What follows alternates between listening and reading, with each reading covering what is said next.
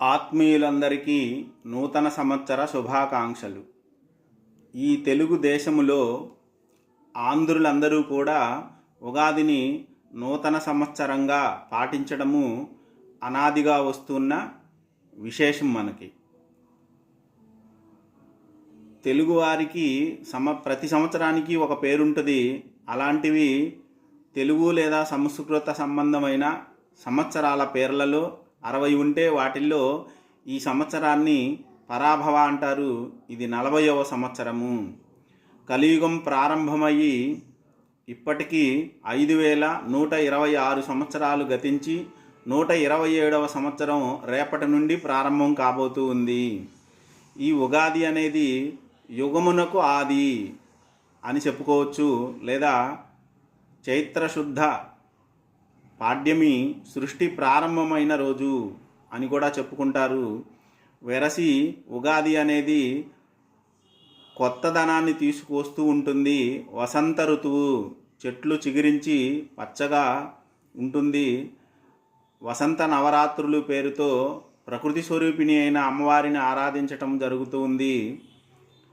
తదుపరి నూతన సంవత్సరం ప్రవేశించింది అనడానికి సూచనగా కోయిల గానం వినపడుతుంది. మామిడి పూత పిందెలు అనేవి కనిపిస్తూ ఉంటాయి. ఈ కొత్త సంవత్సరము మనందరికీ కూడా శుభాన్ని కలిగించాలి. చెడు మనస్సుతో చెడు కార్యాలు చేసే వాళ్ళకి ఇది పరాభవం జరిగే సంవత్సరము అని భావన చేస్తూ, మంచి మనస్సుతో ఇతరుల మేలు కోరుతూ అందరికీ శుభం జరగాలి అని తన ప్రవర్తనలో చూపగలిగిన వాళ్ళందరికీ కూడా మేలు జరుగుతుంది. మిగిలిన అందరికీ కూడా మేలు జరగాలి అని మనస్ఫూర్తిగా ప్రార్థన చేస్తూ ఉన్నాను.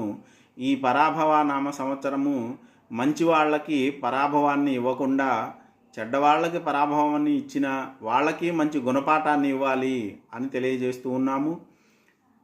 నూతన సంవత్సరంగా ఈ సంవత్సరంలో ఆదాయ వ్యయాలు, లాభ నష్టాలు, ఖర్చులు, అవమానాలు, గౌరవాలు వీటన్నింటినీ రేపటి పంచాంగ శ్రవణం ద్వారా తెలుసుకొని మనము తగు జాగ్రత్తలు తీసుకుందాము. అది సూచనే కానీ ఖచ్చితంగా జరిగి తీరుద్ది అని మనం బాధపడాల్సిన అవసరం లేదు. ఎవరి గురించి అయితే రుణ సంబంధమైన నెగిటివ్ ప్రతికూల ఫలితాలు ఉన్నవాళ్ళు దిగులు చెందక్కర్లేదు. దైవాన్ని ఆశ్రయించి సన్మార్గంలో నడిస్తే సత్ఫలితాలు మనకి లభిస్తూ ఉంటాయి.